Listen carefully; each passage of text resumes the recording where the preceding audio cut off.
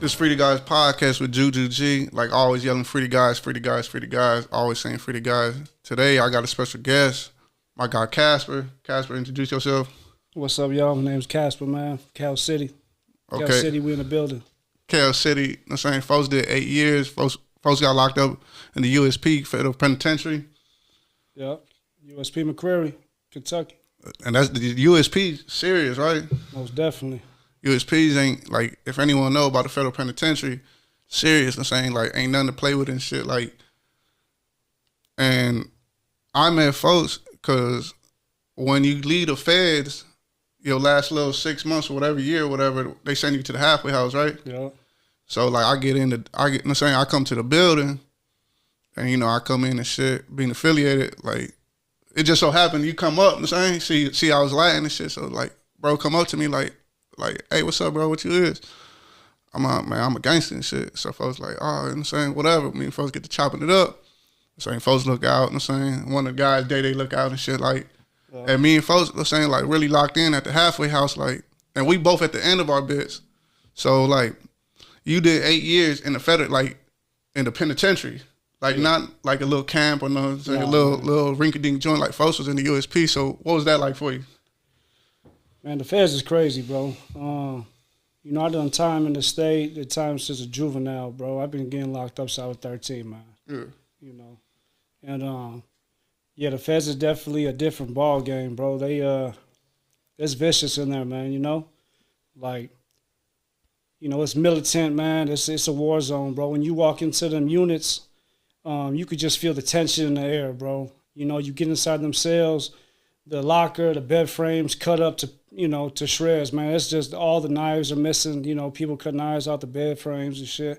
As soon as you get in there, you already know, like, oh yeah, man. Is that? Yeah, it's that. You know what I'm saying?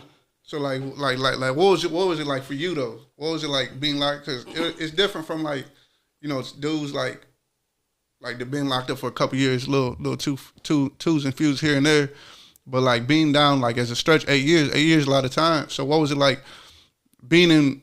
What was you in McCreary? McCreary, yeah. So what was it like being like where everybody knows like, oh, it's going up at McCreary? What was it like for you personally, like being locked up in one of the worst prisons? Okay, well for me, I mean, from day one, bro, when I walked in there, you know, I come through the door, bro. There's 6, 7 white dudes at the door, swastikas on their face. You know, I'm white. You know what I'm saying? So they looking at me and shit, you know, and I come in the door, they like put their hand out, hey brother, you know, what's your name? And I'm like, man, my name Casper, bro. I didn't even shake the man's hand, walked around him. Yeah. You know what I'm saying? And there was one of the BDs and one of the GDs that I was familiar with that was in there, and they end up coming up and was like, yo, Casper. So I went over there, you know, and they embraced me or whatever. But being in there, man, it's like we got over that. After a couple months, they end up, you know, easing up on me and shit, end up being cool with me and shit, whatever. But, you know, being in there, bro, it's just, like I said, it's treacherous, bro. It's violent. You know, you always got to keep a knife on you. And you're doing some shit, man, you're doing some wild shit, bro. Like, you holding knives in between your ass cheeks and all types of shit so you could, you know what I'm saying, skate past the pat-down search. Like, I'm just keeping it real, you know?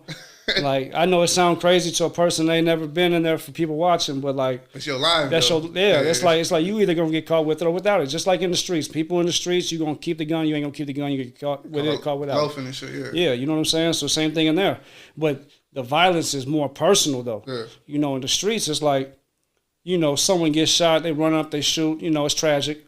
You know the person to get into it. Yeah, like, you with them all day. Right. And not only that, you know, a person gets shot, the shooter gonna get up out of there. Yeah. You know? You there. Yeah. Now in the feds, you got a man's shirt wrapped up in your hands and he's slamming a knife in somebody and he's not stopping.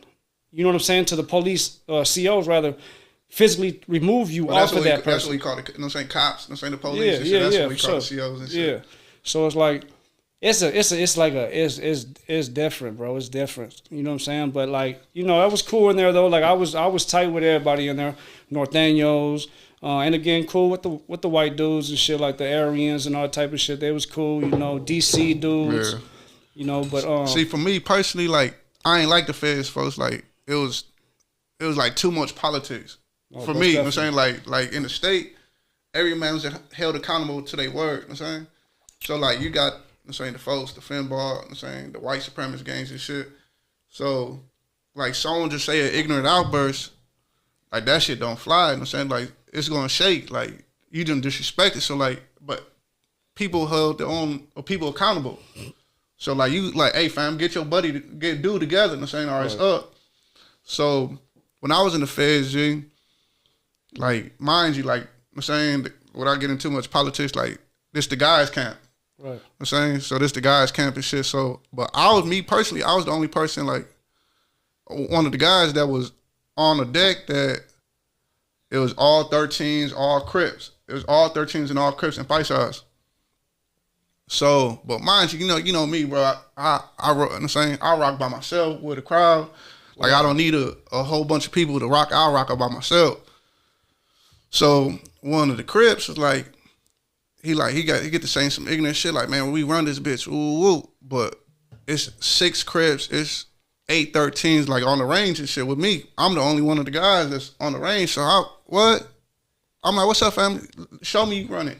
Right. I'm saying, then the guys come up like, hey, folks, you tweaking this shit, like, you can't do that. I'm like, folks just said some foul shit. Like, he like, nah, folks, like, now we gotta talk to they people and shit. Yeah. I'm like, that shit right there, like, folks, it would have been up in the state, like, up. Like, you ain't no way you just want to say some shit out loud. Like, you run this joint, and then we just cool. And I'm saying, like, nah, like, and then it just tweaked me out. Like, I instantly ain't like that shit. Because to me, it's all about respect. And, you know, they got that no-hand policy in the feds and shit, but to me. Broke that one before. Yeah. To me, it was never, you know, people say, oh, you got to earn your respect. To me, I didn't abide by none of that shit. To me, I demand respect. Wherever I go, I demand respect because I give the next man they respect until you cross that line. Because if you don't respect me, you disrespect me. So that's how I'm coming. That's how, like, I never abided by that. Oh, you got to earn, nah. Because if you don't respect me, it's disrespect to me. Right. So, you know what I'm saying? So the state was, like, it'll go up quick. You know what I'm saying? Like, it'll go up quick. Mind you, with dudes that's not going home and shit, so like cutting lines and shit, like all that shit don't fly. So I just ain't like it's too much politics in the feds and shit. Like I ain't politics, bro. Like they gonna stop it more than anything. And then if it's just if there ain't no understanding, then they go up. But in the state, it's gonna go up, and then afterwards you'll figure it out. Yeah, niggas gonna figure it out. Figure it out from the shoe. Yeah, on everything. Right. Okay, it's cool now, or whatever. No, are we just gonna get up and it's gonna go up again until it's squashed? Right. It's gonna keep get motherfuckers out of there and shit. So, like, I really ain't like the feds and shit, but I can understand it. You know what I'm saying? Yeah. I can understand it at the same time because people from all over the world being locked up in one place, you know what I'm saying? Everybody think they bigger than the next city or everybody trying to show out or more than the last city, whoever, you know what I'm saying? And but from being locked up, seeing all that violent shit, seeing like how everything is, like what's it like from going to that, from seeing murder, and like I said, like ain't no running in the joint. Right. Like say like dude get up out of there. Like you gonna see dude years later. They gonna get to shooting the emails. As soon as you get, hey, buddy's coming over there. His name's such and such. This is his ID number. Ain't no running and shit. You know, in the state, like in the state, you only gonna bounce around certain joints and shit. You know what I'm saying? So whether motherfuckers got phones, they gonna be like, hey, you know what I'm saying? Like get up with dude. You know what I'm saying? Take a look at buddy and shit. So ain't no run. So it's like, what's it like going from that to you going to the halfway house? So you see people, they give you passes, you can walk in the street. Like, what was it like going from the violent, you know, there's gay shit too, so the violent, I'm saying the COs and shit, like all that, like someone telling you what to do. What was it like going from that to going to the halfway house? I ain't gonna lie, bro. For me, I had a rough transition. Yeah. You know, they put you in the halfway house and, you know, the one we were in, it's a dormitory setting. Yeah. So I'm used to being locked behind the door with one of my own guys for 8 years. And then now I'm placed in a dormitory setting where I got people walking around me at all times of the night, slamming their lockers, talking on the phone, rapping and singing. And, you know what I'm saying, just the level of respect that I got accustomed to being in prison, it just went so far down. Like these dudes in there was just like they forget Like at the maximum, it's respect to the man to the fullest, bro. You got people in there with my bad, I was so loud. Yeah, 7 life sentences, 8 life sentences. The most respectful dudes, man. Excuse me, brother. Excuse me. Pardon me. You know what I'm saying? Yeah. So you get accustomed to that level of respect. But yeah, but being in the halfway house, man, dealing with the staff there, and you know they were different. Yeah. You know, but at the same time, man, it's a blessing, bro. You know, finally getting up out of there and being able to start putting my plan in motion that I worked on for years. You know, I got notebooks upon notebooks of things that I was working on, things I wanted to do, you know, goals I wanted to achieve. And, you know, just being able to be out, man, and having resources available to me. You know, just Google, simply Google, bro. Yeah. Some of you ain't got in there, you know, a laptop, a cell phone, you know, at least not in the penitentiary I was in. Yeah. We didn't have none of that, you know. So, you know, having these resources available to me, man, to where I could actually start pursuing my passion and start putting these things in line, bro, it was a blessing. Like what was your goals? Like what, like say when you hit the halfway house, like what did you want to do? Like, did you have a plan? Like, oh, I'm gonna do this, I'm gonna do this, I'm gonna do this? Because me and Fo sat down and he did some time. You know, I did a bunch of time and shit. I did 14 years. So to hit that, like, and then that's how it is though. Like you come on the guys always like, or everybody be like, hey, what you know what I'm saying? What you is and shit, you know what I'm saying? So he put up on me, what you is, whatever, you know what I'm saying? Me and folks chopped it up. So I'm telling them like, hey bro, I'm gonna do this, I'm gonna do that, you know what I'm saying? Yeah. And he like, oh, I wanna do this, I wanna do that. So like, is you doing everything you said he was gonna do? Is you doing what, is you taking the steps to do what you said you set out to do? So when I first came home, I was trying to do everything at once. Yeah. And I got overwhelmed and you know, I started straying off my path a little bit. Yeah. But when I checked myself and I slowed down, you know, I'm starting to work on one thing at a time. Like, you know, when I was in there, I taught a lot of guys credit building, you know, and now I'm home and I'm doing the same things that I was teaching people. And now I'm starting to see my credit, you know, it's going up. Yeah, it's building, right. So it's starting to come to fruition.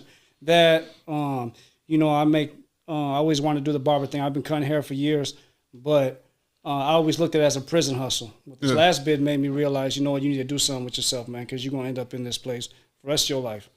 You know, so I got out, man. I got out November 6th when I got out.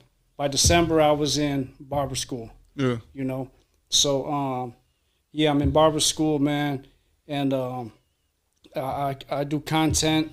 You know, barber content. Yeah. You know, I do some funny shit, man. I post my haircuts and stuff. I'm advancing as far as that goes. You know, I'm big into computers and tech and stuff too. So I'm able to mesh both of my passions together by being able to take these barber videos and put them on my computer and, you know, edit them and, you know, really do my thing on those. And I got a lot of support from all my social media platforms and stuff too. You know, shout out to y'all.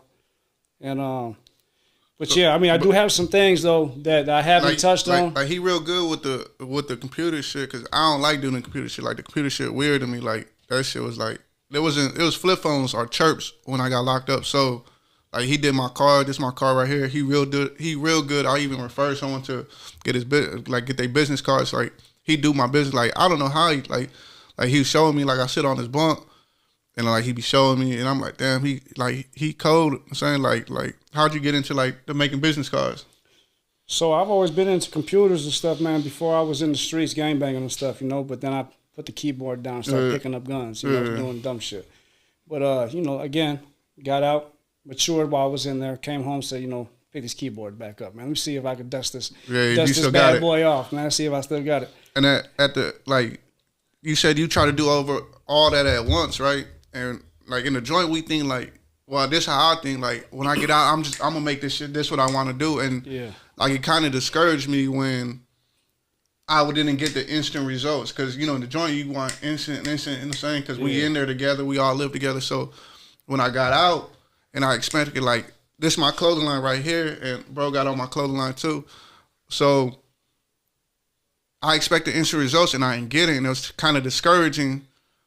But like, did you go through? I went through that, and like I had to overcome it. Did you go through any point where like, did it get discouraging for you? Like, man, this might not be me because you ain't seen instant results. Yeah, Yeah, for sure, man. Like I said, bro, I tried to do everything all at once. I started getting overwhelmed and just had so much going on. And yeah, I did get discouraged, but fortunately, you know, I put my big boy pants on. Got back on track. Got back on track, and so that's where I'm at. And I think I was telling you before, man. There was this meme that I saw, bro, that resonated with me, and it was split in two, and there was a picture on top, and it showed an arrow going from the bottom to the top of the angle, and it said how we expect our success to be. Yeah. And then below it was another one that had an arrow going all which ways, down, up, down, in circles, going back forward, and said how success really is. Yeah. And then reached the top. Like it takes that. You're going to get a setback, and you're going to get so in our mind, you know, we're in prison, we're putting these business plans together and stuff like, yeah, we're going to do this, this, that, and third. But reality is, man, life hits you sometimes, and you're going to have falls, you're going to stumble, you're going to hit some roadblocks, you know what I'm saying, hit some potholes, all that, bro. And you just gotta, you know, keep striving. You know what I'm saying? Keep striving. And I told him a story about me. This is a true story. Like, I was in a joint. This was days before, you know, because I wanted to do my podcast. I wanted to be blessed enough to bless others. Because in a joint, you know, like, a lot of people are unfortunate. Right. A lot of people don't have. A lot of people have to go to child. Yep. So I went to child just to, you know, kick it with the guys. Yeah. To get out the dorm. I'm big on being outside. Like, I always been like that since I was a shorty. So, you know, I go out to kick it. It don't matter. Snow, you know what I'm saying, the worst winter, raining, I'm always going out with the guys. So I'm going out there to kick it. But, like, days before I thought I was supposed to get out, like, I start getting discouraged, like, bad. Like, man, maybe my dreams are just that. Maybe this won't work when I get out. Maybe this is just a little fantasy. So I get discouraged bad. And, you know, the older prisons don't got AC. The older prisons ain't got, like, a lot of stuff. Like, it's like torture. So in the clerk's office, you know, inmates got clerk's office. They got jobs like as clerks. So I would break security. I would go out my dorm illegally, like sneak out, and I would go to the some of the offices or the barbershop. You know, the barbershop got AC and shit. So I would sneak out and go to someone with AC. So one day I go to the clerk's office, ain't no one in there. So, like, if you push your door, like, hard enough at the clerk's office, like, it just open up. So I go in there, and when I like bust the door open, like, cause it's not really breaking, it's kind of junky already. So I go in there, I'm the only one in there, so I'm like, bet the AC, it was kicking. Mind you, there ain't no AC, it's like a brick building, so like it's 10 degrees hotter at all times more than it is outside. Yeah. So I go inside and I sit down and I'm just chilling, but I'm discouraged this whole day for some reason. That's how the devil comes, just discouragement. So he come like, and I'm just discouraged, like, man, my clothing line, that it ain't like, it's just a fantasy, like you tripping, like I got all these doubts inside my head for just this day. So I get to thinking, like, you know what, I ain't gonna do that, man. Like, that's stupid, man. I'm just gonna work, or you know what I'm saying? Right. Like, I'm not gonna try to strive to what I believe in. I ain't gonna try to reach that goal. So I got my mind's almost set up where I don't want to do the podcast. I don't want to do any of this, like, because of the doubt of the discouragement. So I'm the only one in here. I'm from East Chicago, Indiana, the Harbor, 139th. So that's Lake County. So, you know, like, I'm chilling in the AC, just trying to get away from the heat. Like, discouraged though, like, people don't know it, but like in my mind, I'm discouraged. So I look at the trash can, and in this trash can is a pamphlet that say Lake County, Indiana. Like, out of all places, you in the joint, out of all cases, there's so I pick it up. And when I pick it up, gotta be God. I pick it up, I look at it, and I open it, and the first thing I seen is most people see things, this is what it says, most people see things as how they are, and that's why. They just cool with it. They just like, damn, that's fucked up. It's I dream of things that never were. Right. I think, why not? Like, why can't I do? Like, what's stopping me from doing that? Like, I could do that. Why not? So that's what it said. Most people see things as how they are, and that's why. I seen things. I dream of things that never were, and that's why not. So it's deep. Yeah. So the moment I read that, like, it's just crazy. It gotta be God. Like I'm the only one in the building out of all the things in the trash can. That's the only thing. Lake County, That's where I'm from, East Chicago. So I see it, I pick it up, read it, like, this gotta be. So that right there told me, like, oh no, like I gotta get where I'm going. So like, you taking a course, you know what I'm saying? Like, you in barber college to get where you want to go, right? Yeah. You gotta do all these hours, and you said like all these barbershops want you to be in their shop, but you just want to get your license first, right? Yeah, most definitely. I was working in a shop, man. Shout out to Eric Ransom, man. Good dude, man. Gave me an opportunity, man. Love you for that. I was working at Ransom's barbershop, and I was juggling, you know, trying to be in the shop, trying to be in school. I got 1,500 hours to put in, and I started to feel that same overwhelming feeling that I was feeling in the halfway house. And, you know, I finally had to pull the plug on the shop, you know, at least for now, you know, and focus on school, you know. And but, yeah, I'm doing the 1,500 hours. I got about 7. I just had another person contact me on IG, asked me if I wanted to work in their shop. So I actually got a few shops that's been contacting me, reaching out. And right now I just really want to focus on the school, knock the hours out, just so I could get to that bag, bro, because I don't want to be juggling too much, man. You know, I got kids, kids. I'm trying to get myself straight. I'm trying to finish school. You hitting them goals though, right? You Yeah, like most doing definitely. what I'm saying. You knocking, instead of like you knocking one thing at a time. Like, let me get this, because now you got to do so many heads. Now you got your heads almost done. Right. Then you got a board. You got all the services you got to do. You know, scalp treatments, all that type of stuff. And I'm just about done with the board. I just gotta sit my ass down and do these hours. You know. And I was just telling bro, like, I seen something like I was telling bro, I tell people all the time, like, you know, when athletes, they study film to get better. Like, okay, that's how, like, my opponent does this, or that's how, I'm saying, like, he does this, like, football, basketball, baseball. So they learn, like, it's tail signs. That's what they call it. So I watch other podcasts, because you can always iron sharper iron. So you can always get better. Don't ever think you got your peak. I'm saying, like, I don't want to be complacent with anything. So I always watch different podcasts, and I was telling bro, someone said, we never said we ain't do nothing wrong. We know we did something wrong, but fuck how we used to be. Now we need to be. And when he said that, I'm like, damn. He said, damn, I forgot what he said. He said, fuck how we used to be. Now, you know, we need to be.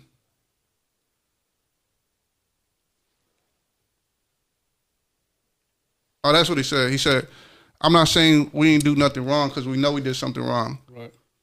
He said, but fuck how we used to be. Now we where we need to be. Like, we know what we did. We know what we did was wrong. I'm saying, we know what we did. We not saying like, oh, you know, we doing what we need. Now we're okay. Like, we figured out, like, at some point in the joint, you figure like, this ain't it. Yeah. You figure this ain't it. So when you come out, you do get discouraged. People do look at you some type of way. So Einstein, you know, at the time, when Albert Einstein was walking this world, he was the most influential person ever. He was the biggest icon. He's the smartest man in the world. Like people wanted America, took him. So Einstein walking to a classroom to teach a seminar. So he instantly go on the board, and he just get to writing. 9 times 1 is 9. 9 times 2, 18. 9 times, and he kept going to 10. So when he get to 10,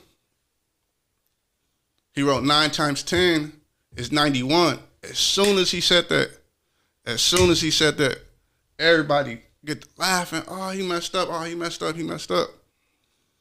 And that's how people, when you get out the joint, that's how people do it. No, he did all these, and he said, look, as soon as I got something wrong, I got 9 problems right, and I got 1 wrong. But as soon as I did something wrong, y'all pointed out quick. Yeah. And that's how it is. We know we did something wrong. And there's people that be like, don't give you the chance because of where you been. Throw it in your face. But look at what all we doing right. Look at, he got his barber college, he getting his license. He's almost there. He's doing his business cards. Business cards decent. Like, people hit me up because his business cards. So I did that girl. You put me onto that girl in Texas, a nail tech. Yeah. Nail techs, painting companies. Do that, working EC and shit. Yeah. So people you could do all this shit right, and people will look at that one thing you did wrong, or no matter how much your right outweigh your wrong, people always look at your wrong, but you gotta expect that. You gotta expect like put in your head this will come with it. But you're gonna stumble. You know what I'm saying? Like you said, like you kind of backtrack, like you're gonna stumble. Cause this shit like what you say, God gonna bless, he gonna stress you before he bless you. Oh yeah. If you can't handle stress, you can't handle success. Yeah, like you're gonna go through this shit, like you're gonna go through the trials and tribulations. Cause how is he gonna bless you and you can't handle the problems. Right. He gonna put you through that, like this is what's gonna make you. So now when you make whatever you make, when you get to where your destination, you're gonna appreciate cause I done built this. Yeah. You done built that. So like you could like lay back like I did this. You know what I'm saying? Satisfaction, man. Yeah. You know? The achievement, I did this. Like I could actually say like I did this. And bro said he was like procrastinating at first, like he didn't want to be on the podcast because he didn't accomplish everything. But you just gotta jump out there. Yep, and honestly, man, it was the parole officer that really pushed me over the ledge, man. I was a little hesitant at first because I want to be able to come on here and say the most. Yeah. You know? And he said, you have done a lot already. You know? He's like, why don't you go on there now? And he said maybe later on down the line, once you get some more things accomplished, you go back on there with Juju, And, you say, hey, that's where I was at last time I was on here. Now look where I'm at. Now look where I'm at now in whatever season. You know what I'm saying? Which was a good point. So I'm glad I took his advice. I'm glad I'm here today, Yeah, on everything. Like, a lot of people hit me up, text me, DM me, snap me or whatever, and I'm like, damn, like, especially from the joint. Like, damn, G, I see you. But they don't see the work that I'm putting in. Right. They don't see the grind. They don't see the sacrifice. Like that shit look cool. The podcast look cool. The clothing line, like, yeah, people see that, but they don't see the sacrifice, the budgeting, all that. Like, and me and bro know we did wrong. We been to the joint. I'm saying violent. Like when the deck go up, like that's instilled in us because that's what we had to do. It's either roll or get rolled on. Yeah. And I'm not gonna get rolled over. Like, bro, like a lot of people know me, bro. I'm not with losing and everything, but. Now we're where we need to be. Fuck where we used to be. Now where we need to. This is where you need to be. Like accomplishing the same each step you're going through. And with all that, man, before I say free the guys, before I end, like shout out, like where can we find you at? Like where can people see your cuts? And he cut me. He got me decent because sometimes I'll just be thugging. Sometimes like I don't care about haircuts. I'll just get fresh. Sometimes I'll just get fresh and be like, that's cool. I don't care about haircut, lining on my mustache. So, I had to tell bro, I said, hey, man, you can't have a barber on your podcast, bro. And you out here looking crazy. Sit down in this chair, man. Let me get you together. I'll be quick. I'll be like, man, bro, I'm decent. I'm thugging. I just put on something fresh real quick, put on some nice shoes. I'm decent. I don't care about my hair. He like, nah, bro. Like, I'm a barber. Like, that wouldn't sit well with me. So, where can people find you at? If y'all on Instagram, y'all can follow me at Cuts by Casper, regular spelling with the S at the end of Cuts. You could catch me on Facebook at J Casper. You can put Cuts by Casper on Facebook. It'll pop me up too. I got a YouTube, but I haven't really got started on that, so don't even waste your time. Just find me on Facebook, find me on Instagram. And me and bro, I'm saying, like bro, no, like when the guys come in, the guys instantly like, oh, like folks one of the guys, like we pull up on each other, like so folks pull up on me. And we shared our dreams, we shared our goals together. When we was in halfway house before we could get anything started, you know what I'm saying? So like we both striving towards that, like we is where we need to be. Right. Cause you should worry about your needs before you want. We know where we want to be. That's already in the mind. But where we need to be is at the present moment, and we just gonna strive that, and eventually we're gonna be where we want to be. So with all that, me and bro, we've been through all the pain. All the guys locked up, all that shit. Like, bro's striving, where you striving to? I'm striving with all that. Like, I'm yelling free the guys. Always yelling free the guys, folks, free. Congratulations on folks. I'm free. You got anyone you want to shout out? Yeah, man. I want to, everyone that's watching, man, if y'all support me, y'all engage with my content, man, I appreciate you. I love you guys, man. I want to say, man, free all the members, bro. You know, I got a lot of dudes that's doing time right now, some serious time. And man, I love y'all. I miss y'all, man. I spent a lot of years in them cells with you guys. Got to know y'all on a more intimate level than just being on the block with y'all, man. I love y'all, man. I miss y'all. And like bro said, free the guys, free the guys, free the guys. Everyone from Cal City watching, man. We in the building, man. Free Black, free Burns, free Juke, free Hadder, free Tello, free Tunes, free Fat Boy, free Diamond, free Rome G, free the guys, free the guys, free the guys. And I always apologize, like, well, I don't always, but I apologize because there's them people, BD Meach. I was real close with BD Meach, free folks. I was always close to people, and I might leave people out, but that ain't intentionally, you know what I'm saying? It's just that Black and Burns and, you know what I'm saying, LA, I grew up with them, they from my block, and, you know what I'm saying, and folks in them still jam. So free the guys, free the guys, free the guys, free the guys. Yo, free the guys, man. Until they open ourselves and we all rise, I'ma forever stand there yelling out free the guys. When I was lost, my freedom was lost. Found my way out, gotta get the guys out. Days turn to months, months turn to years. My face card still good, but my heart filled with tears. Gotta dedicate this to the guys in the penitentiary. Loved one got a dub, some beef, Some got a century. got my nigga Sneaky, go lip and peek, and got Bob Sub. I'm doing love, missing the love. Seems like yesterday.